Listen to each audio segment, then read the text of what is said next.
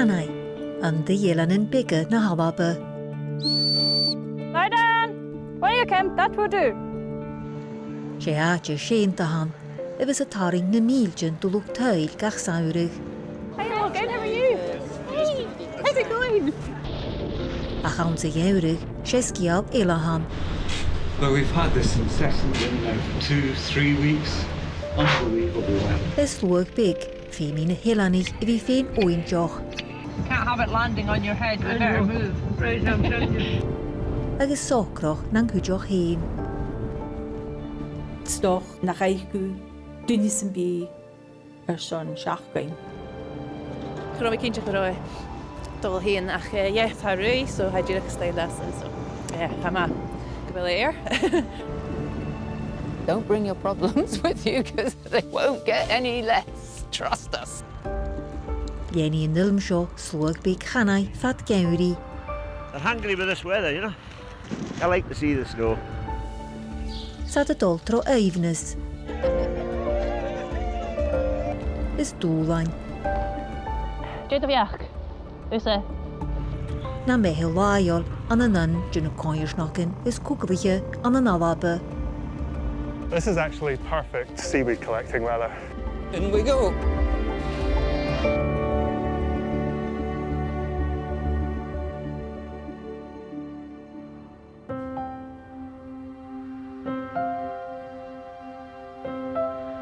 Sé ngawrig a hawn idd Eilean Chanaigh. Han Eilean 100,000 dy gaj agus 1,000 tarsing. Agus ha laie mu 50,000 jesydd malag. Lehoch slie at môr hir na halabe agus uisje jes.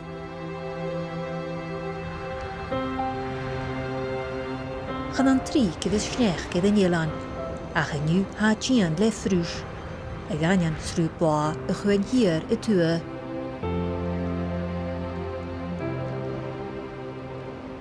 Ha fôr chwyd gan chwyg dyn y diag a ha ffyddoch yn sio ys dy yn brain yn her an sy flas. Ach chanel modo Jack. They used to be really good in the mornings, but when I see the weather like this morning, I turned over for a while, you know. Si Jerry ni cynegin, Céile fodw, manager tac yn Eilean. Agus bí modo y cwydiochu le biachu na madnia. We split it all up, then it takes less time to do. Agus leis mar a han sioch y sir hyjim, ha rietanoch na beig na biachu. This is that's the cattle feed. The feed nowadays, you can actually feed that to the sheep as well. And that's me ready to go.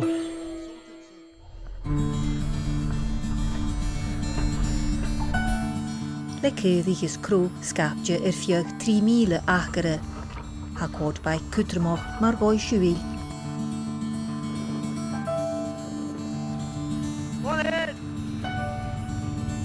Geforst anoch, ha lig modo leis sjoel roade van raad.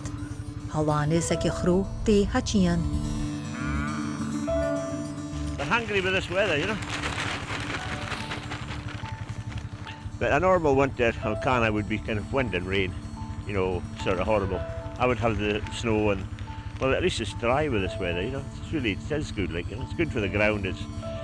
You might not think it's good for the animals, but it doesn't bother them.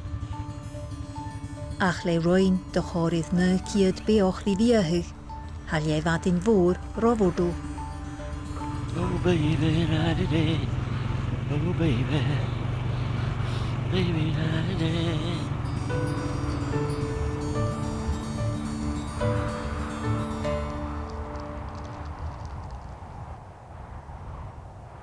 Ach ha war snech gfadde i den Eilean. Loes aan de roog ge Cannaigh voor een ook blione. De waarog de wie na jallewiche graficjoch, si aan de fust in Eilean kujoch. Sé lagamaga hanenju. Ha ame jawoch in de namasher. Ach, ha je weer in een nieuw, is over sonrige eke a godamach gaan droch hietje. Bi je pause gesjaroch, is ha je godoche er sin. So yn drasta ha mi jirach dalmwy son pys fiag a lorig. Ha mi son Saine a féintig son na bhanis, saine fáilteachí. So ha mí ddíreach dul mú son pís freicearach, pís fiag freicearach a loreg an drasta. Ha ama a rui the company jalavachi heen van Eilean. Agus a lán chumas éice, sanas mór a chruachu, a son fáilte chud iad a haien, na de fósasi an an cóig miasan. Hug Jerry yn tuahanoch yn nada ga pís fuge a gyd a gama a chlachge. A mi spendio gyda sio pís a fa Jerry Hamolig. Ha cars galar, a mi spendio gyda fel rwtfic, rofic, ach Jade o fiach, ywse. Leis yn amasir y ffas nes misa, ha yn och ys pís illa o larag a chud Jerry gwa tú ac a chala. Agus ha yn och ys ein, mus bywel yn stydam bwloch. Mi spendio gyda sio pís. Ha sio snoc, ha môr golior. Spendio gyda byn sio pís sio gyma freicarach. Se dúlan áns an roch amasir a meintir yn Eilean, nid bys a byroch, fwyr agus gele y séidig. Se dúlan a hawn son fi ffwydach yn hio tal na nios yn ffwyders, gwyl. Ys na iawrig a ffemi tu a fi cyntiach gwfelw cersgilior lactein. Stoch na chaich gw dynis yn bi son siachgain. A Fiona ní Chanaigh iad bhí fidach am an Chanaigh a son sia bliana. Ma ha na asiak Chanaigh yw cora mar son dol sias gan y hir. So, stoch na chai yw cora mar son brian ri dynis yn bi ach yn dyniacad. No na coin. So fe mi tu a fi tolich tjegilior a fi girach na döner. Ag a chala han den eke Donald is drí leis a bord cosi, sa fiach in the anún is tiarintje. Oh, crikey, it's a bit windy out there. The gale's full force now. We're expecting 70-mile-an-hour winds this afternoon. But we've had this incessant wind now for 2-3 weeks. Unbelievable weather.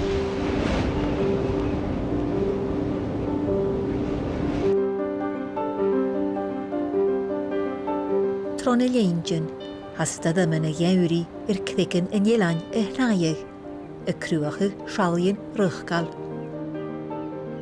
Lehid yn stach ag bag choragan, y fanna aatje tierman sy'n hiawlien diag, agos na fynaj a son gerastan sy'n hiachgwlien diag.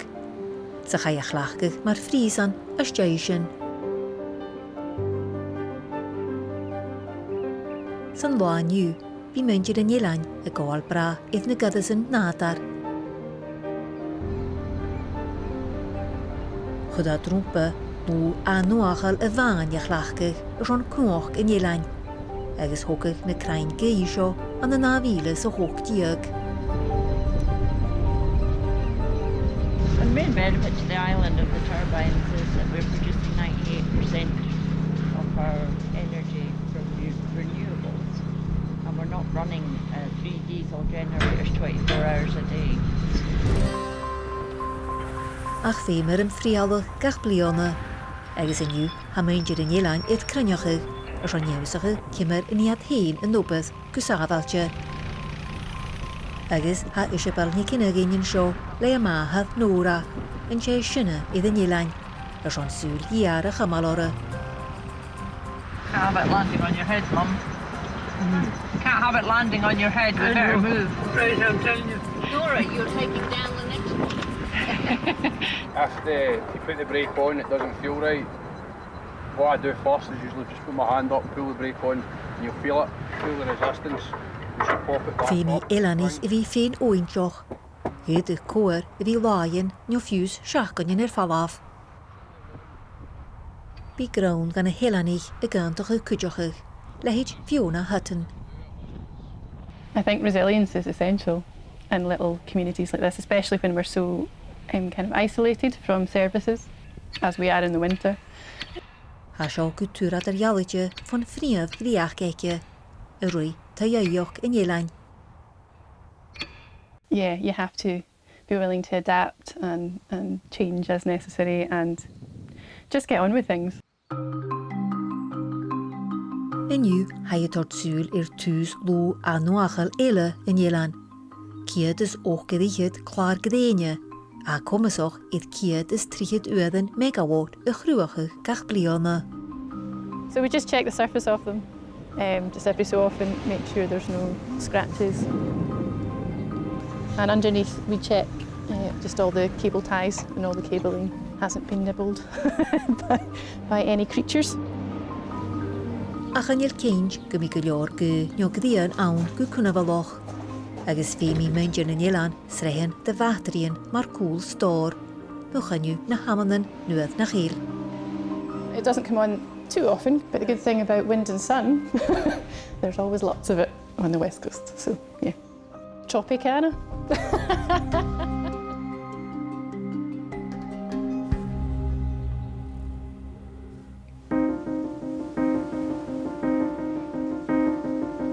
Mata asig riatanoch ga dói bethe in Eilean. Agus bíd sin isteach 3 uadan san teachcon tron geurich, mur a héal droch híide a custadora.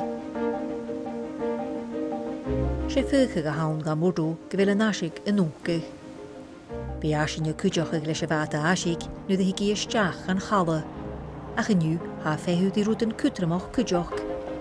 I've got contractors, roofing contractors coming today.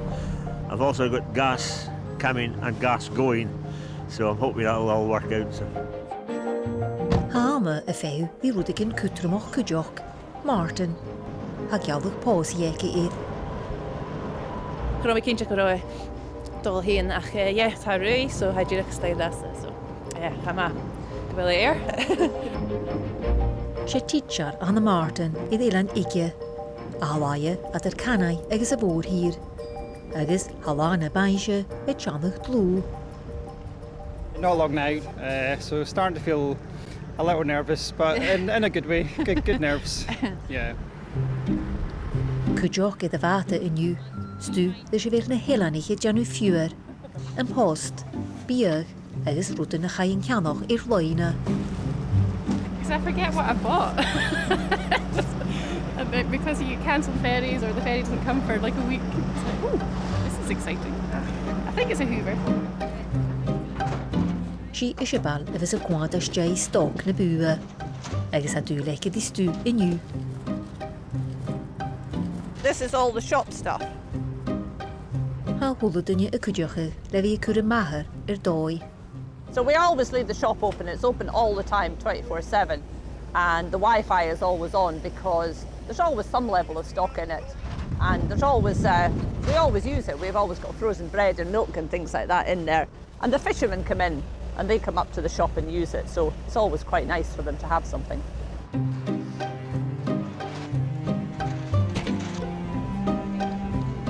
Yes, we've all got more than one fridge, more than one freezer. We tend to buy in bulk, and any trip to the mainland we're stocking up with dry goods and everything else. So it just requires a bit more planning, and you just can't, if you run out of something, you run out of it and that's it, end of. Yeah, so if we take this in and then there's some stuff to go in the freezer. Sé tóta de heide a bheit seo, nas dar aniad búie an na dávíle sa céir diag. Agus chud an nealabh graficoch Anna a laifdis. You can tell Anna's been in here because there's orange paint and purple paint. Ha nóra dí Isabel deanú céinteoch go bhfuil stú sa bhú, in áchuid gan na Eileanich agus na luchtúris. Well, I suppose you do build a bit of a knowledge about what local people like, you know, what soft drinks they like, what sweets they like. So you know that you're safe to buy certain things. There's things that you forget. You forget to order or buy. Or you plan a meal and think, oh, but I don't have that, maybe the shop will have it, so it's great. Leis an stú na áidenis, han haimán ar an sanasochi. Let me find now. I'm just taking some photos so I can post them on social media. So we can let everybody know that the shop's been restocked. People that are on the island, but also anybody that's coming in a boat will know that there's more bits and pieces here. So they can always come and get a little flapjack or drink a juice. Right, see you later. Thanks a million. No worries. See you later.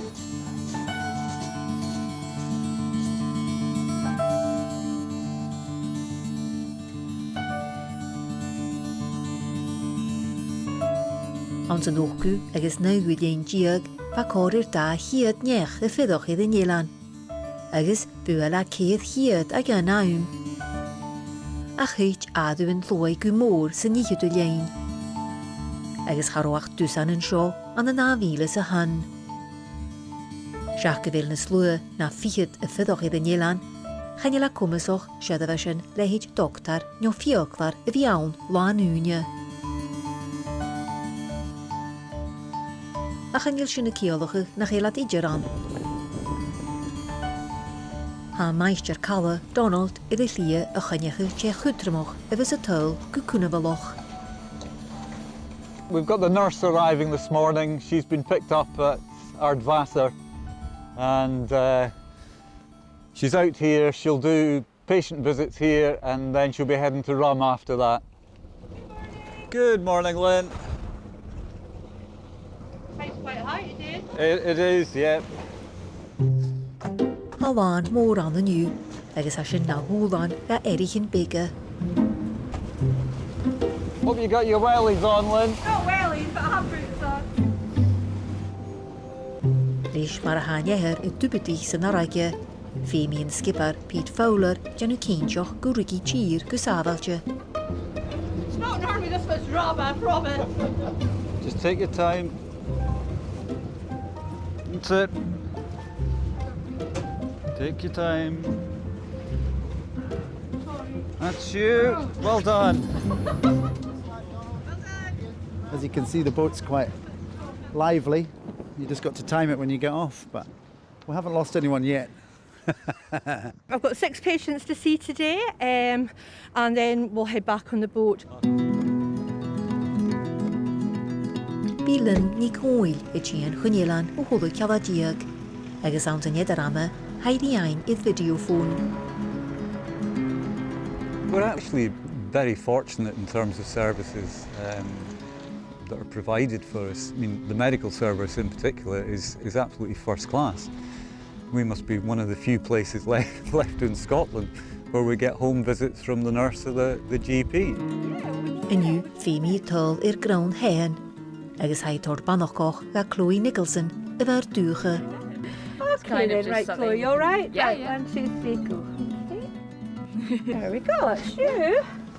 Done and dusted. So we're going to, I'll let you know when your second jab is due. Okay. It'll be at least 21 days, all right. And as I say, you need to do that to get your full protection. Yeah. Okay. People are so resilient here, you know, they just really get on with it and they only shout help when they really kind of need it. And they get so little compared to, you know, I mean, once a fortnight, it's nothing compared to, you know, on the mainland, is it?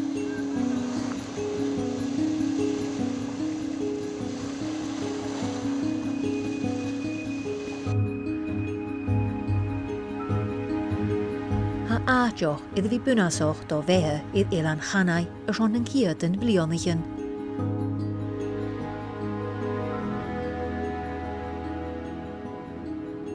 Agus ha céadich is crú iad bhí ginaltrach iad na sléifjin torach seo fat neintin.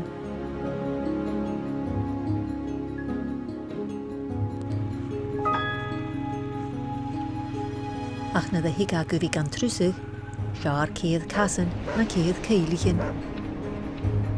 We've got 5 dogs today, 4 working, kind of working, and Caroline's taking her dog as well. Eniu ha Jerry agus a piúr Isabel a gólachag ar seán na céadich rhúsach agus an chudir dói ar seán na réhoch. Right, we're at work now, Roy. Ach le céadich scapt ar fioch cnuich in Eilean, Femi a 3 skipíon de cháin is gine ar seán an crinneocha go léad. It's a good day today. The mist's cleared away and it's dry, so no wind. So we're going to head up and get them in. We'll see you in about 2 hours. Si Caroline níon pure Jerry is Isabel. Agus ai hen is modó san an skipper. Just see over the top of that hill, yeah? Yeah. In case there's anything down there that you could miss when you go up there. So we just go on a wee bit further at the edge of the hill there. Okay. Okay. So I've started working on the farm officially last year, but I have been helping out on the farm ever since I was little. Like any weekends and holidays, I'll be out there with Jerry Murdo, either gathering sheep and getting cows or around the fang, probably pestering them more than anything. So what we're trying to do as a group is drive the sheep along this way, and then they will eventually come to a fence and they'd have to turn down. Ach fé miad na cúdaí he larag an thoiseach. Agus tú siar in Eilean, chan í crí circe a dhí I Isabel, si a charnach crice. We're going just dropping down here, so it's just like a cliff.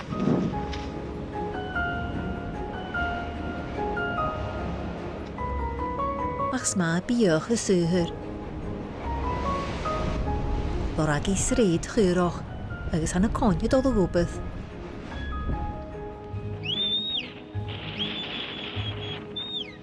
Well, you can, that will do.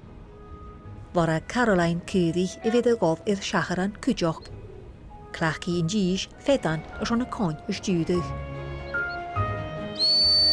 Lie down! Down there, Kim! On here! Well, for me, 2 whistles mean, like for Kim, is to push the sheep up, keep them moving along. And then the 1 long whistle means to lie down, to stay there. Hey, you know what you're doing, don't you, Kimber?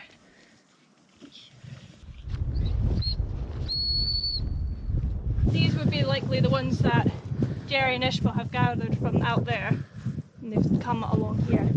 So we pick them up, take them along the fence line. Han y sgibion is na cúdi i'r hwsig mar y byfion loa. Agus had gan stiwrig van chnonk, sias gan ainc. It's a bit like chess, moving everything round, trying to make sure it's in the right place. They're in great nick actually, they look really well and they're strong. Sy'n hede ag y chala, ha ama y cwrcdioch sain y môr na bainsia eke. Ja, wil eens mensen gebeuren morgen daar. First Pete kan feikje voor mij liggen. Sio hiad rwyd y hi na hyn na dy higad far na hasig. Agus hai Sean gymia choma sy goes. She maalstuk yn pen yma hier zo. So, she did her son. Wel lava gummel. Is een natje kerst.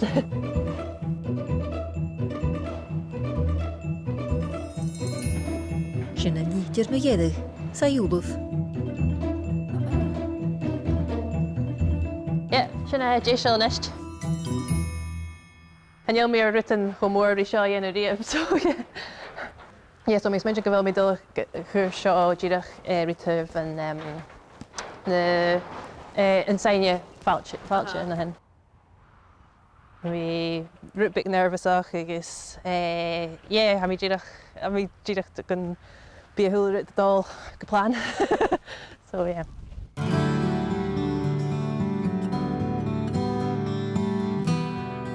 Ha cergol oproch na tua hanis lientin y ddyrd. Yniw han y cyddi sy'n ainc, agus a Jerry, Isabel agus Caroline Jesiol ys o'n banochgoch o'r gan y sia cyd cyddi hwain efo sy bde ys jaroch. Giving them a clostridial vaccine so that when they lamb, the lambs will get all the good stuff, keep them going. A chan ylach o bwloch simpli di sy'n. Fe mi Jerry yn iawn ha fe mochyd ysgarw pon iawn na chil.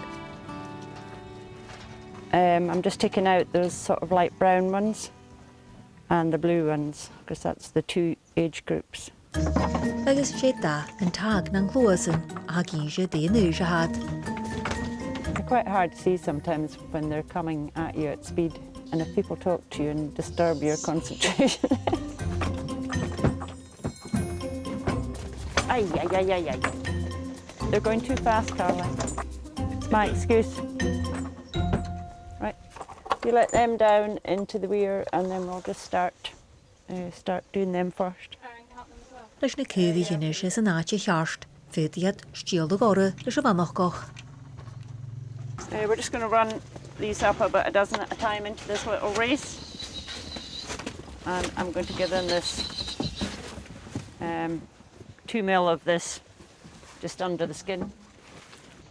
A Jerry moitial a cor yn tri deicio. We quite like our sheep to have really good skins like this. You can see they're nice and tight and they keep the rain out. And I think when you're travelling them to sales and things, when they've got a short coat like that, they just keep cleaner and they get wet, they dry quicker. Stop it. Rúgach Jerry an Chanaigh, agus haiad a bhí sás leis na bíchan fo bhaí og. I worked on the farm here for about 4 years after I left school. And then I went to college for a year in Northumberland, specifically just to do sheep management. It was the only place at the time that you could just specifically do sheep. I was 10 years down in the borders, shepherding and working at a riding school. A bit different from here, different people, but great farming country. Because there's just so many different ways of doing things, and it's good for you to get away and just see what else is out there. Right. So that's all them done. Okay, just let them go. We'll get them. They just go back through that gate, and that's them finished with.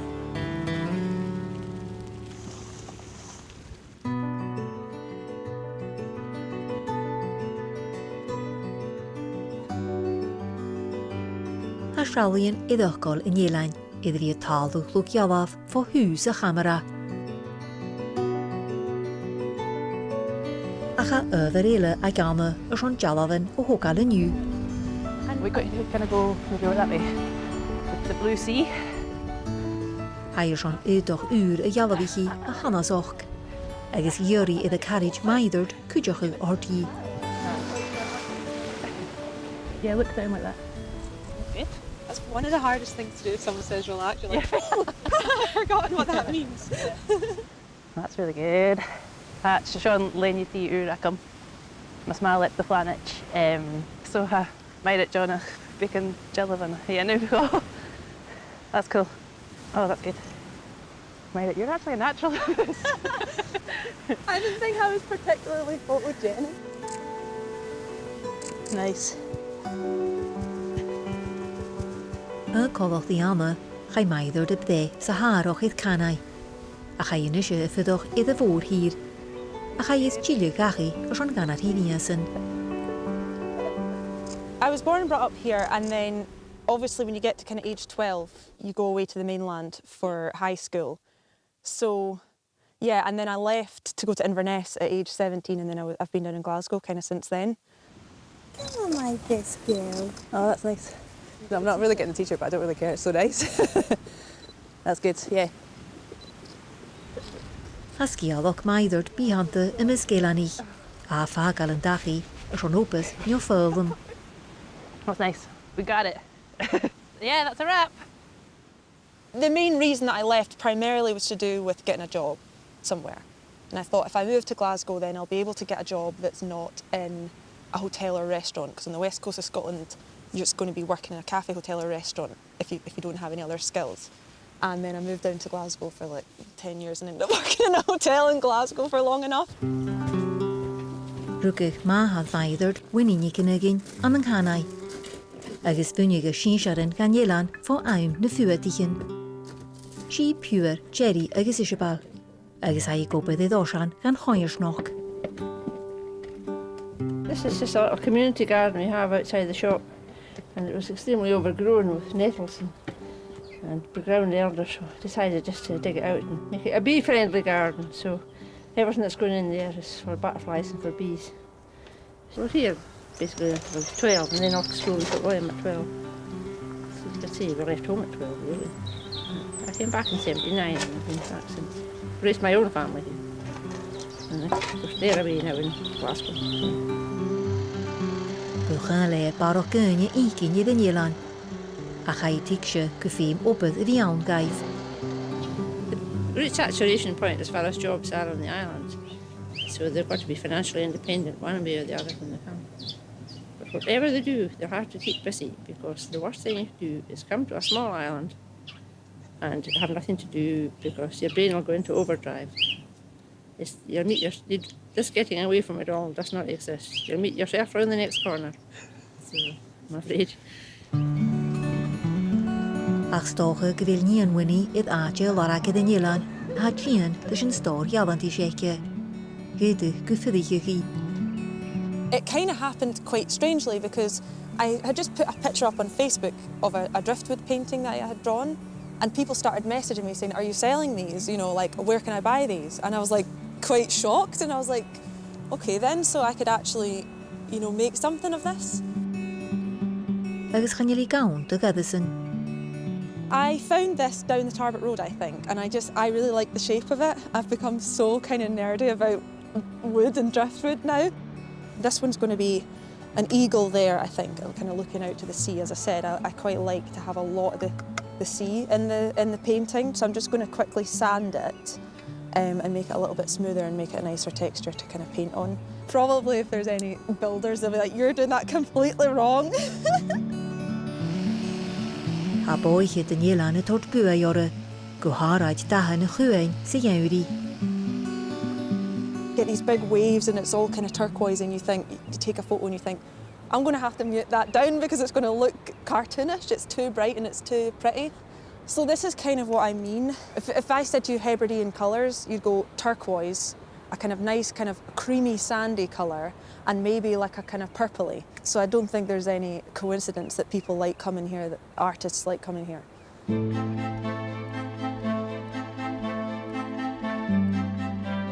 Gyda gyda sio hwgyd yn gys y banamala idd Chanaigh, rynwchig yn dachi I Januan.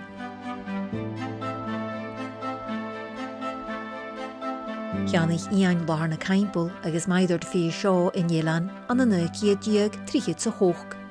Agus a fwy I faca idd yn adje haast fólisioch. Chwydad strachyd y mehen y cryniachig agus y crwachig tasglan dy feil addish. Gwharau dy chanan is cwlter na galig. A hanysio lwachfar mar hws echtrial. Agus be twy Chanaigh yn dachi gus na chwchalad. Ian an yna ciediag na gyda sia, agus maiddwrd an y dafilas y cydd. Roisin an yna ciediag o gyda han, hwgad yn Eilean idd ffad ga wrys nasiant yn y halaba. Agus siad a hanwra di rianoch yn Eilean. Ynyw, si Fiona yn tasglanige an yn twy Chanaigh. Sio mar na billiard room agus sio faran dy rein Ian na clarion agus na rhywai gopar na catalog sa hwyl y camar sin. A twy Chanaigh dŵnge o sion anwachig. Agus eich chwyded as fer mar fa, nid fa Ian agus maiddwr dy ffyddochan. Agus fe mi hwyl y cael o chwyded ffalaf gyffeicloch o sion Ian rhi obydd yn lesoch I. Sio yn piano ac maiddwr Steinway am. Agus Chanaigh sy'n piano na rhywai ffwydych yn barau yn 1935 nyr y ffosi agus Ian. Fe gad dyn an y cwthfalge idd Eilean sy'n tai fôr. Cwtw gyma anaml.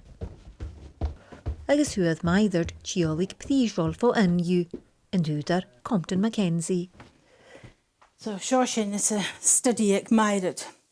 Agus sio yn typewriter ac maiddwr. Sy'n present a fan gymairid fo Compton Mackenzie. Sy'n y typewriter fa Compton a clechgar sy'n sgrifig pwysgu galwr. So yw'r sysnog agus dwraws mwynich Compton dyrach ffarifel mysio agus y sgrifig pwysgu galwr. Dyrach hwsnog a persgiol gach sy'n. Nw ydw fes yn nobydd jesol. heid tai Chanaigh ysglwch gan phobl y ddíist.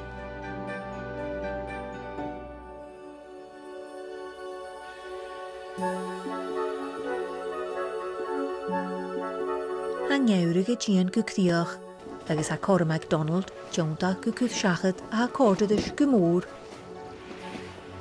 Yeah, I've just got the boat back in the water. It's been out all winter. So this is going to be the first trip out to set the first couple of trails. So beautiful day, looking forward to it. It's been a long wait. I'll just unhook us. Ach le uim symi, edrych fi o lai y Giovanni, ha yfarawn y fi ymaganioch. And I just hope to goodness the engine starts.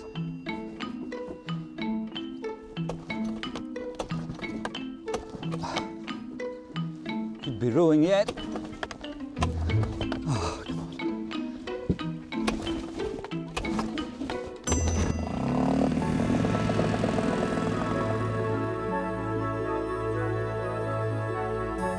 Ha cordadys y fi dolomach y ysgoch, le cliodd ymich. Yeah, before I came to Canna, the last time I'd been out fishing in a boat was when I was a child.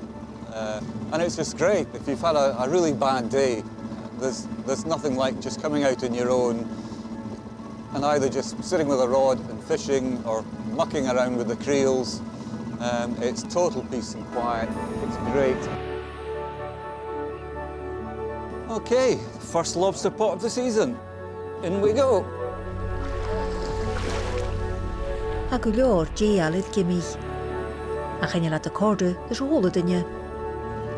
I'm not even a particular fan of eating lobster, but our visitors love it. Well, I always say it's a privilege to live here. You just don't take it for granted.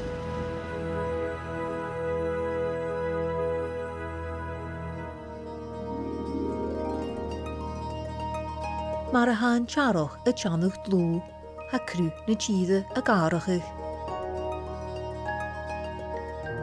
Ha sio edlie ffwlysioch an yng ngarach tai Chanaigh.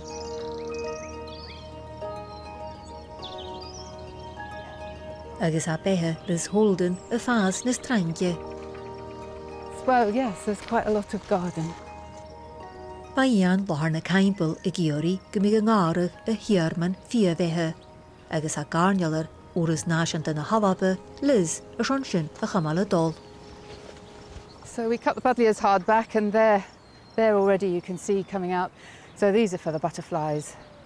John Lorne Campbell kept it quite wild for the butterflies and the wildlife. And then in, I think, 2010, there was money spent and it was renovated. Ach sé dŵl an y hawn garach y chamal idd Eilean big. It slipped again. It's not easy actually getting a gardener, really, in a place like Canna. You'd think everybody would be queuing up, but actually, living on a small island is not everybody's cup of tea. You don't come here thinking it's laid back and easygoing, because it isn't. So many people make that mistake, or they come with problems which they think nobody will notice on a small island, and what happens? It all gets magnified. Yeah, so don't come. That's another thing you could say. Don't come. Don't bring your problems with you, because they won't get any less. Trust us. Fe gad y ffas messen is lwsen gan tai fôr fo hús. Agus a lys y giori sy'n y hosach y ddíist.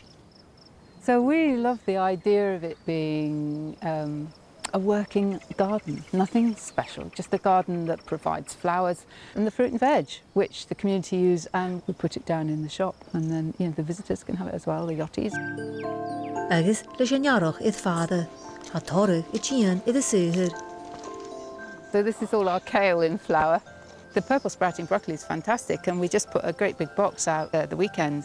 So it looks to me as though there's another harvest to go next weekend. I do like spring, so this is just a lovely time. You just a moment, you've just got this break where the weather's quite nice and you can kind of catch up. You can do some pruning and trimming and get the worst of the winter weeds out, and just sort of be ready. And just before everything goes completely mad, and then you're just running to keep up with everything. Díadach dí tuh tai Chanaigh ha polytunnel a cha i roi'n yn arda as an corm ord ga meintje na coirsnoch loosen is messen as gaif peen. I'm looking at Ishmael's plot right now and feeling the pressure big time, so yeah. No, it's really nice to have it, it makes it a bit more interesting to have a bit of competition going on, I think. And yeah, I've got two at the moment, so I've got flowers on this side and sort of veg left over from the winter on that side. Bhí indi go trí go tol iad an Eilean, agus haine se fyd a gawn lan úne. The first time I came to Canna, it was for work in Canna House. I work in museums, and there's a big project happening there at the moment. So I came over about a year ago, actually, to begin that project, and yeah, haven't left. So yeah, it's been lovely to sort of settle in. Acha op het goedremach rijpen. Na flurigen goeder doi as an banish ame. Ach, ga een wa na banische aarige. Agus had rugore nach marat gun wa uur. It was really lovely when she asked me if I'd do the flowers for the wedding. So I basically chose all of these flowers just for the earliness of the flowering, because it's obviously quite early in the growing season. The plan is that we're going to have big jars in all of the windows in the church. So these lovely arched windows. You know, Anna's very sort of brightly coloured person, so I know she wants a very brightly coloured wedding. So as many different colours as we can get in as possible.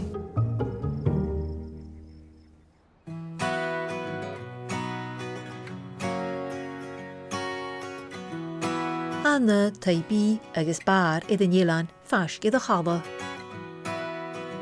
A grawn chiacan yn haast go fysgala as an hawrig. Agus a sinna tord corm a garad cól recipe yn ure iachin.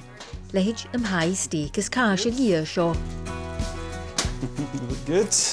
I'm just looking to see how it tastes, really, how it combines with the cheese. Well, that looks pretty easy and nice to me. Yeah, I really like winter. Summer for me is obviously fairly full on. This place during the peak season is nuts. So there's not much time to enjoy the island and socialise out with the restaurant and the bar that you're working in. Hannig garad y gydoch yn sio, an y dafil is a hoog diag, as an a chaffi a goal os live. Sguna iddi fi iad an Eilean achos an dad y hydje rea. It's all right, you know. Yeah, very nice. Bia clachus tu van naadje heen gofat se soringa. So today we're going to go and forage for some seaweed. It's a lovely low tide today, massive spring tide actually. So we should be able to get dulse, kelp. So it's quite good to get a stock up before the cafe opens. And it also sort of helps me experiment with new dishes for the menu. We use local ingredients here for reasons other than the fact that we really enjoy the beautiful produce that we have around us. Logistically, you know, we are at the whim of the ferries, and so it can be difficult if you're relying on everything coming from the mainland. You're in for some surprises. This is actually perfect seaweed collecting weather. A corydd dich sos a femin a goes ihe di uitin iad Chanaigh. Ach sawn iad a chelp falch a adda garad yn yw. Goi ygl as an sŵ vlasta. Nio ianw na fasta femin. Rwyd a garad yn ŵl iachin. So this is kelp, just kind of green and brown and a little bit slimy. And in this case, we're going to make a oriental salad out of it. So what we do is just shift and add that into sort of ringlets. Se bia colach di sio y fys garad y dianw as an banish ama is Martin. Fe mi ein yemin y vrich le smúj as an uad y hydje. Agus an sy'n iad ar ama, ha gwlwch y awlan, ginger, agus ola sesaman.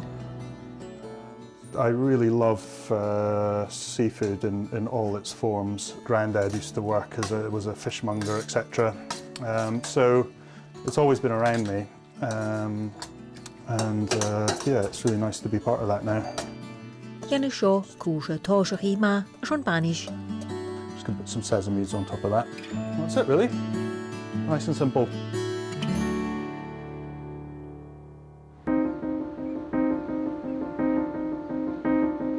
Gwnach bec an wain digol chun a vanish.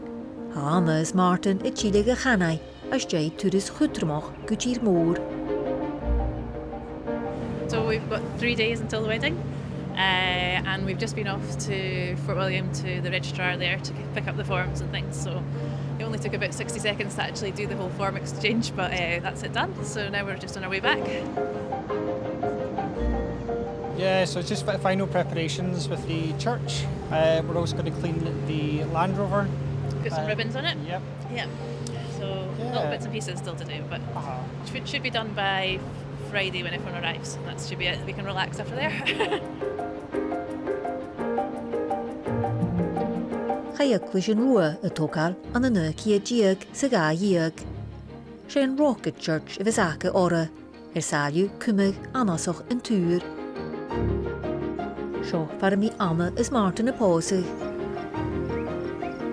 A chafi'r y clachgach na hyglisio a chanyu. Na ddys minister y tyl y stawrig. Slesyn, hai fémoch idd becan frihali. We're just going to sort of gut the place and we're just going to clean the floor and the chairs and kind of put it in position as to how it's going to be on the day. Yeah, it's actually quite good at cleaning. Sanna calla Chanaigh a chynnig Anna is Martin yn hosioch. Han I gasyn y hygysg sy'n sgol, agos fa Anna y gwbydd sa chaffi. Anna was on her bike, she was getting a lobster. I thought you looked like a nice guy. Nu y ffos is ad, lwa si Anna y Eilean eige, or a Martin y tygysg yn sy'n yn ish. Agos lwyd I sy'n adw yn tlwy y ddysg, sa choirsnog hwgaloch sio. My dad's doing the service, so he's a minister, and so he'll be walking me down the aisle and then do a little spin and then do the service. Who's going to be ringing the bell? Do you want to try it?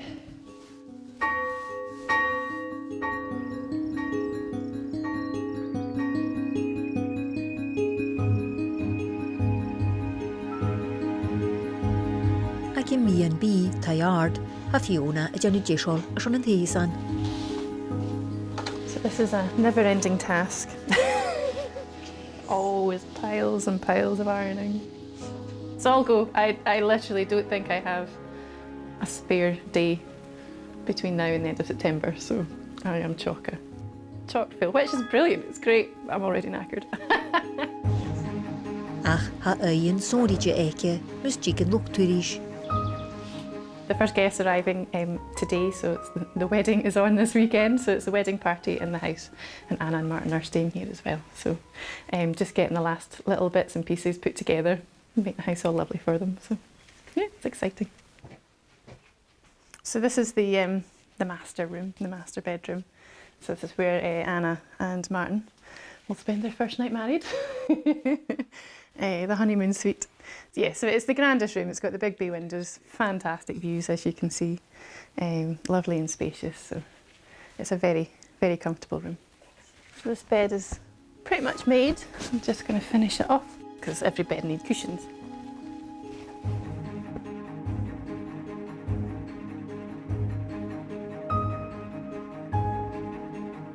Ac yn hala, ha modw di live, a sion cwyr a hodga Anna.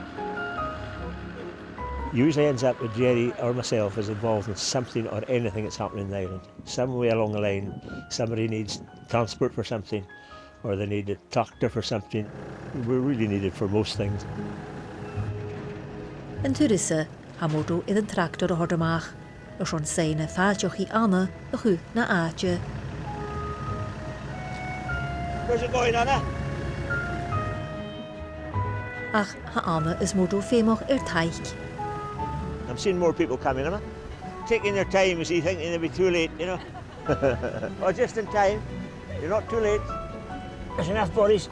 It's quite heavy. Lift it up. Turn round now. Don't put it upside down. Lift one end at a time. Right, drop that now. We need more people for the island. That can't last forever. I said to Jenny myself, how do you fancy doing what I'm doing in 10 years' time? No way, she says. You know, and she's 10 years younger than me, Jerry, so slightly better than her banner.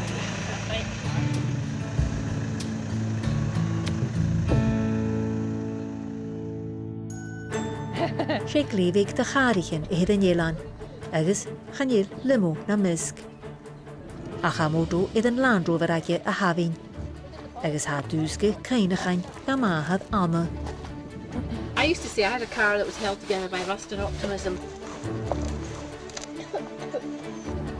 Some kind of seat. Maybe we blindfold people. And they can't see it. All their attention will be on Anna, so it doesn't matter what the vehicle looks like. How's that? Ach le bic an suhur, had láin góchis. Coming out really good, yeah. It's pretty cool, I think. That looks good already. Is nursing has dul chur ribbons is rutin mar sin there. Agus nursing tradition. Yeah, satisfying.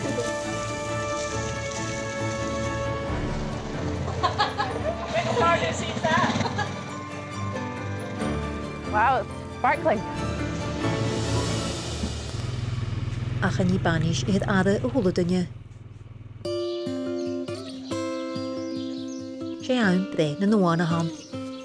An taim is tainge gan bliana ga cherry agus a tjörlí. Ha óin gan bre gach lá, ha leichid nógach mar ha. Is dúr di córid sia ciad ile. Wee female. Oh, wee boy. And they're nice and full, you can see a big fat belly. Bí féin gan y cyrich wain I mwy tron lá, agus han dŵr ydi Isabel yn trwsig ysdiach an hede y rhan na heiche. My sheepies! My sheepies! Leis gydael amasir ag y naimsa gan y fliona o cyrchwydioch, han y safal y gaif y fi bydde y stwy. My sheepies! My sheepies! Well, the sheep lamb in there, and once they've had their lambs, you just take them out, put them into a wee individual pen, and then normally, as soon as the lambs are full and they're all licked off, if it's a nice day, they'll go out that day, or if it's not so nice, we'll leave them in for another day and then stick them out. Ha Jerry misal idd bryd anasoch na schwarbels. Exceptionally noisy. I don't know, I always just quite liked them, and there was a rare breed sale in Dingle, and I just said to the guy, "I'll get me a couple." And then he phoned up and said, "Well, I bought you 5 and 3 of them are in lamb." I said, "All right." Agus ha kwad codochtish gyfil ynw y dodd y dre.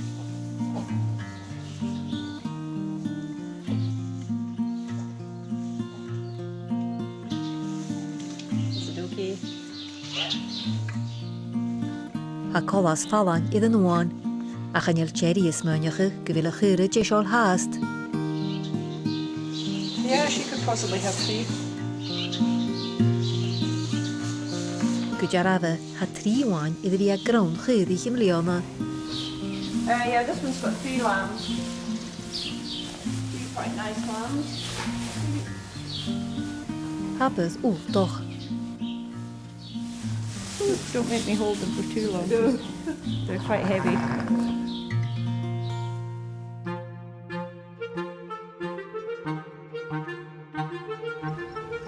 Han la môr is Gian, agus a hindi dys na si hanan. Ach, chanel y hwyl y cael y dodd lea. There were tulips and I had some hyacinths, but sadly, and I was really hoping that they were going to maybe make it through to this date, but it's just been so warm in here that they've gone over now, so they've all gone, I've deadheaded them. Geforst nog ha planne eleike. Für die flürigen Fiei skiljoch y fwy'n. Agus ha carijeke an ang garu hei Chanaigh. So obviously this garden is owned and managed by the trust, so I can't just go wild in here, but I've spoken to Liz, the gardener, and there are some flowers up here that she basically wants to get rid of.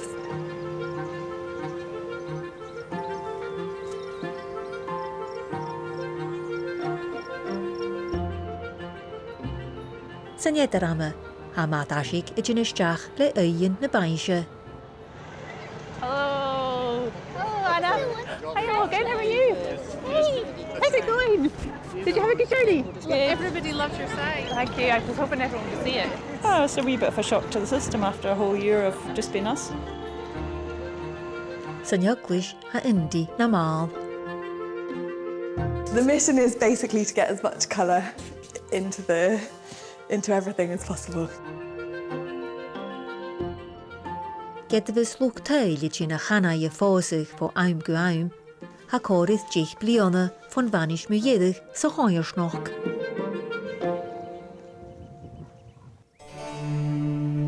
Agus chai fia hochig chon choersnog idd fad. Ha ni yn sio a ha ffoli sio gan y hwle. Choersnog. I can't actually put my finger on what makes Canna. It's just, there's a magic about the place and everyone that comes here feels it. I'm wearing a dress on Canna. And it just has this fantastic community feel about it because there are so few of us. People said to me, oh goodness, going from the Cairngorms, you know, it's such a small island, how are you going to manage? And I just said, well, it couldn't have been a better move. We've loved every minute of it. It's been just the most wonderful few years in our life. I hope don't smell too much on lambs. Jerry's left in charge of the lambing pen, so we had quite a flurry this morning. So Caroline was pretty busy, so trying to go and get changed for the wedding. Anyway, we're here now, so good. Agus sio mwdw le bent na baisio. This is going to be the future for me now. This is much better than farming, and I've got the lid as well here to put on. I have to say I look the part.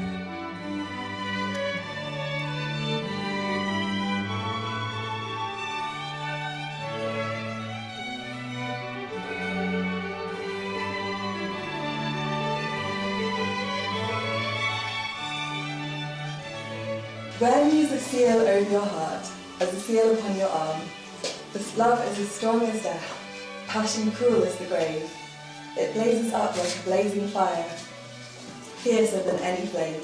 I think for me the secret of somewhere like this is that you have to be sort of intensely cooperative and really enjoy spending a lot of time with the people that you live in amongst and with. You know, I feel like we all have to sort of live together really.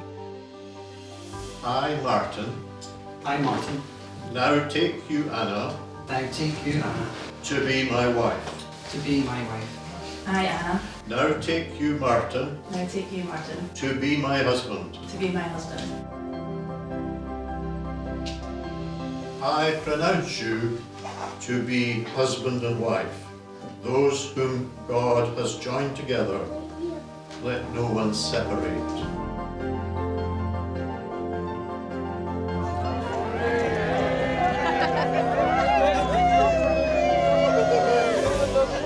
Everything here, man. When I came here, a lot of my friends said, oh, you're not going to stay there. Never. You'll be home within 6 months. That's 30 years.